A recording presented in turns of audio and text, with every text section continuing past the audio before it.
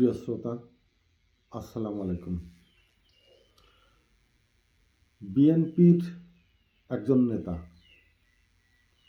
চুয়াডাঙ্গায় বাড়ি। ছাত্রত্ব যাতে নষ্ট না হয় বা ঢাকা ভার্সিটির থেকে সরে যেতে না হয়, এই জন্যই সম্ভবত উনি আজীবনই ঢাকা ভার্সিটির ছাত্রই থেকে গেছেন এবং সম্ভবত গল্প শোনা 6টা কি 7টা বিষয়ের উপরে মাস্টার্স কমপ্লিট করেছেন। শামসুজ্জামান দুদু, দুদু না যদু, যদু না মধু, মধু না কদু, কদু না লাউ, আল্লাহ জানে। বলদ আছে না, বাছুর হয়, তারপরে হয় এরে গরু। এরে গরু আর একটু পাইকে গেলে তখন তারে বলে ধামরা। ধামরাতে যে সময় একেবারে বয়স্ক হয়ে যায়, বুড়ো হয়ে যায়, তখন হালের বলদ বলে। দেখেন, এই লোকটাও বয়সের ভারে কথার দ্রুততাও কমে এসেছে। সম্ভবত বয়স 70-এর উপরে তো হবেই। বেশ বুদ্ধি শুদ্ধি যে লোপ পেয়েছে এটা বুঝতে সমস্যা হয় না। তার চাল চলন, কথাবার্তা, হেলন দোলন, ফেরন ঘোরনের ভিতরে যে একটা ভারত্ব এসে গেছে। সম্ভবত মুখ খারাপ করে বলতে হয়, বিসিগুলো সম্ভবত নুরার মতো এরকম রয়ে গেছে। ওটা নিয়ে চলাফেরাও কষ্ট। ব্যারিস্টার নাজমুল সাহেব ছিলেন কচ্ছপ গতির, ওই অবস্থায় সম্ভবত পরিণত হয়েছেন। প্রাইভেট কারে তো আসা সম্ভব না। পিকআপে করে হয়তো কোনো অনুষ্ঠানে চ্যাঙ্গাদোলা করে বাসে বাঁধে উঁচু করে গরু যেভাবে উঠায় ওইভাবে উঠায় নিয়ে এসে মনে হয় কোনো জায়গায় দাঁড় করিয়ে দেয় দুই একটা কথা বলার জন্য। তো সম্প্রতি ওনার একটি কথা নিয়ে বেশ কয়েকদিনই ভিডিও করার চেষ্টা করছিলাম, পারতেছিলাম না। আর ভিডিও যে করতেই হবে এমনও কোনো কথা না। ভিডিও আমার ব্যবসা না, ইউটিউব চ্যানেল আমার ব্যবসায়িক চ্যানেল নয়। আমি করি আমার যখন অসহ্য হয়ে যায় তখন দিয়ে একটা কথা বলার জন্য। এইসব ধামরা, এইসব বলদদের জন্য সম্ভবত বিএনপি শেষের দিকে এসে একটা পদ খালি করে নাম দিয়েছিলেন প্রশিক্ষণ বিষয়ক সম্পাদক। মাগুরার কবির মুরাদ সাহেব সেইটার সম্পাদক হয়েছিলেন। এইসব দামরাগুলা বিএনপির ঊর্ধ্বতন আরও কেউ হয়তো জানে যে কিছু দামরা বলদ দলে আছে, এদেরকে একটু ফায়দায় আনার জন্যে এই জায়গাটা খালি করেছিলেন। তো ইনার একটা বক্তব্য মাওলানা স্কলার ডক্টর মিজানুর রহমান, পরে উনি মিশরের আজহার বিশ্ববিদ্যালয় থেকে পড়াশোনা করার জন্য, ওনাদেরও সমস্যা, ওই বিশ্ববিদ্যালয়ে পড়ছে, এই জন্য উনি হয়েছেন আজহারি। ঢাকার গাজীপুরের মাদানিতে পড়লে তার নামের পরে হয় মাদানি। এই যে নামধারী চমক কথার আর একটা অন্তরালের ব্যবসা, সেটা নিয়ে আমি পরে কথা বলবো। কিন্তু ডক্টর মিজানুর রহমান সাহেব বললেন একদল খেয়েছে আর একদল খাওয়ার জন্য বসে আছে। তো এ কথা যদি আপনি বিএনপির ওই জায়গায় না, বিএনপির একজন কর্মীও হন, ও কথার সাথে সাথে প্রতি উত্তর কি আসবে যে হ্যাঁ, ডক্টর আজহারুল সাহেব সঠিক কথাই বলেছেন। 15 বছর ধরে আমলিগ খেয়েছেন, এখনে তাদের তপলি বাহক, তাদের দোসর, তাদেরকে যারা শক্তপোক্তভাবে ধরে রেখেছিল পুলিশ প্রশাসন, লেজুর বৃত্তিকারী কয়েকটি রাজনৈতিক দল, আমলা, এরা বা অন্তর্বর্তীকালীন সরকারের ভিতরে কিছু কয়েকজন চাচ্ছে তারা নূতন করে আবার খাওয়ার একটি ষড়যন্ত্রমূলক কাজ চলছে দেশের ভিতরে। কিন্তু বাংলাদেশ জাতীয়তাবাদী দল বিএনপি ডক্টর আজহারী সাহেবের কথার সমর্থন করে এবং আমরা তার কথার সাথে একমত। আমরা চাই বিএনপির মতো একটি সৎ, দেশপ্রেমিক, সার্বভৌমত্বের রক্ষার প্রতীক আমরা যেন ক্ষমতায় আসতে পারি, ডক্টর মিজানুর রহমান সাহেবের এই কথার অর্থ বা মূল্যবানের বক্তব্যর সম্মান রাখতে পারি। তার মানে কি হলো? বৃহত্তর আরও একটি জনগোষ্ঠীর মতবাদের সাথে নিজেদের মতবাদকে সমুন্নত রেখে দলকে এগিয়ে নিয়ে যাওয়া।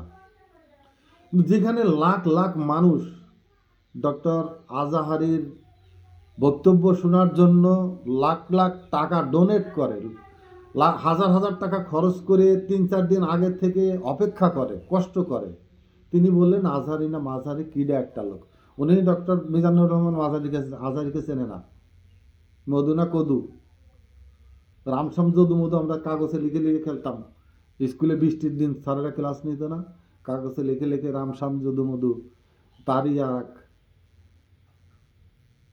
সাগরেদ ঢাকা ভার্সিটির বা বিএনপির আদু ভাই মাগুরার দায়িত্বে ছিলেন।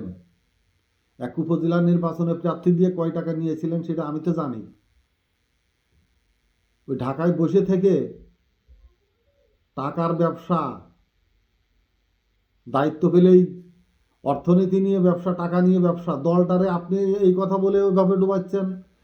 রিজভি বলতেছে সংবিধান সংস্কার, 72-এর সংবিধান অস্বীকার মানে স্বাধীনতার 71-এর অস্বীকার।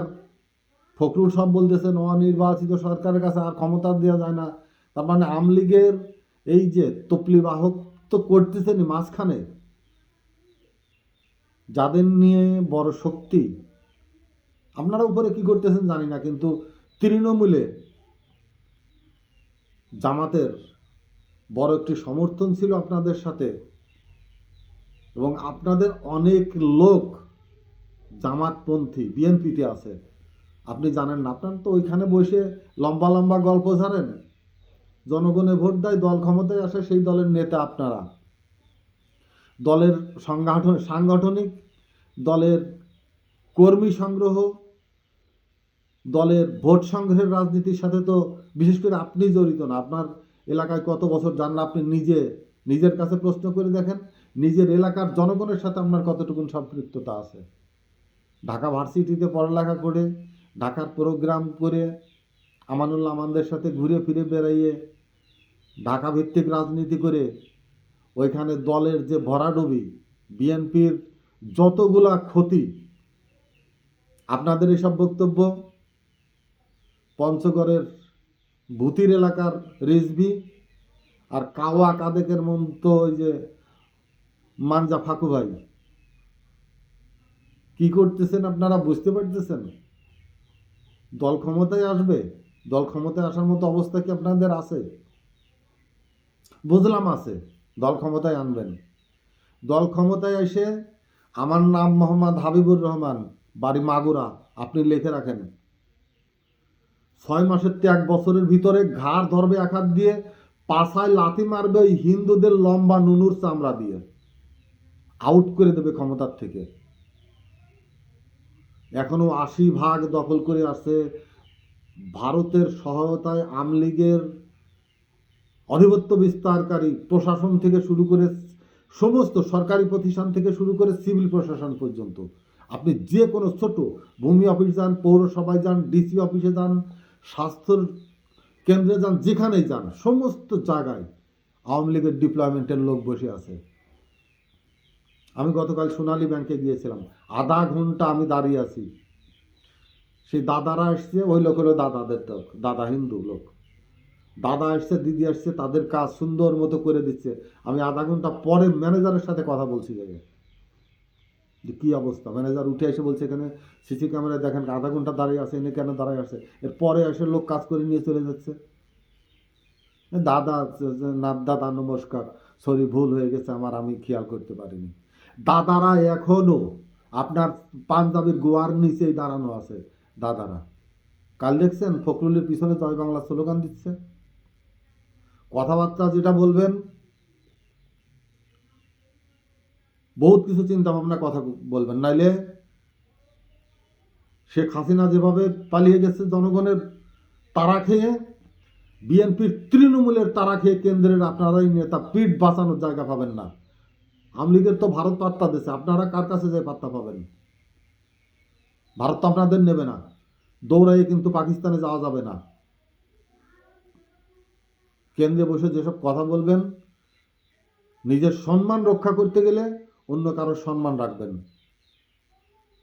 আপনি ওই জায়গায় গেছেন কিভাবে জানি না, দল আঁকড়ে ধরে কার হাতে পায়ে ধরে, কিন্তু খুব বড় ধরনের যে নেতা আপনি সেটা নয়।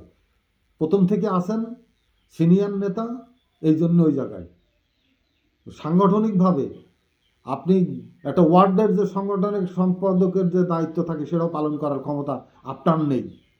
অতএব কথাবার্তা যেটা বলবেন গ্রহণযোগ্যতা এবং সম্মানের সাথে। ওই যে বিএনপির প্রশিক্ষণ বিষয়ক যে সম্পাদকের পদ আছে, এটা আছে কেন্দ্রীয় কমিটিতে, আমি জানি না, তার সাথে বসে মাঝে মাঝে শিখবেন। না হলে আমার সাথে যোগাযোগ করেন, রাজনীতি কোন জায়গায় কোন কথা বলতে হয় শিখাই দেব। আসসালামু আলাইকুম।